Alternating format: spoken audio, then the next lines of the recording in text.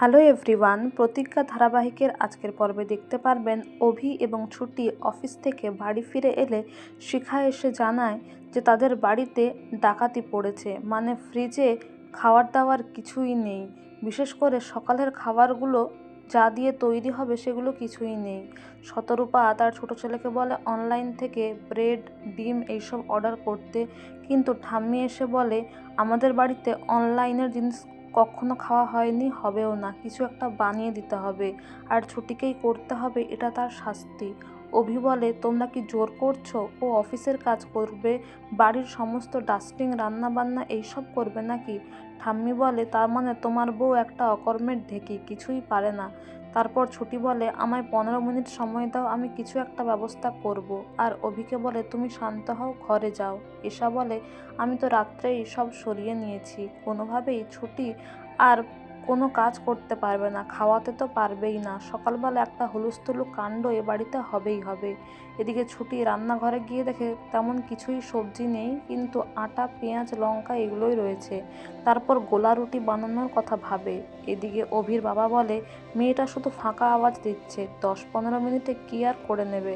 ঠাম্মি বলে না না, একটা ভিডিও নিয়ে ও যেভাবে এসপার ওসপার করলো, চুপ করে থাকার মেয়েও নয়।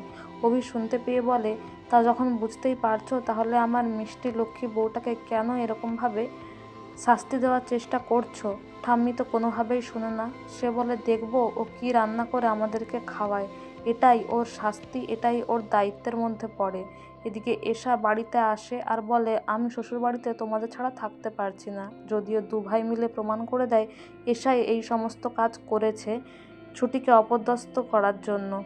এদিকে সকলে ব্রেকফাস্টের জন্য ওয়েট করতে থাকে। অভি গিয়ে দেখে যে ছুটি কি করছে, তারপর বলে আমি হেল্প করতে এসেছি, কিছু করে দেব?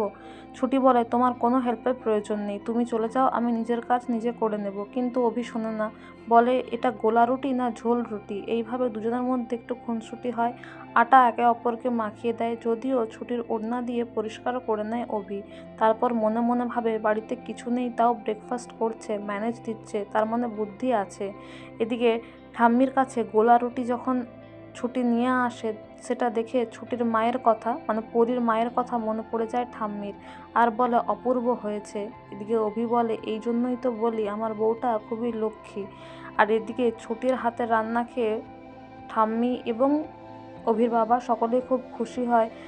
ভালো একটা মোমেন্ট দেখা যায় ফ্যামিলির মধ্যে। কিন্তু আগামী পর্বে দেখতে পারবেন অভির বাবা বলে আজ থেকে আমি আর বাজারে যাব না। এ কথা শুনে অভি বলে ঠিক আছে, তাহলে আমিই যাব বাজার করতে। এটা শুনে তো সকলে আরোই অবাক হয়ে যায়। কিন্তু ছুটি না খেয়ে সকলের জন্য রান্না বান্না করেছে, এটা দেখে শতরূপা নিজের হাতে ছুটিকে খাইয়ে দেয়। এবং মায়ের এই ভালোবাসা, মানে শাশুড়ি মায়ের এই ভালোবাসা পেয়ে ছুটিও ভীষণ খুশি হয়। তো বন্ধুরা, এই ছিল আজকের প্রতিজ্ঞা ধারাবাহিকের আপডেট। কেমন লাগলো অবশ্যই জানাবেন। Thank you so much for your valuable time and thank you so much for watching the video. Thank you.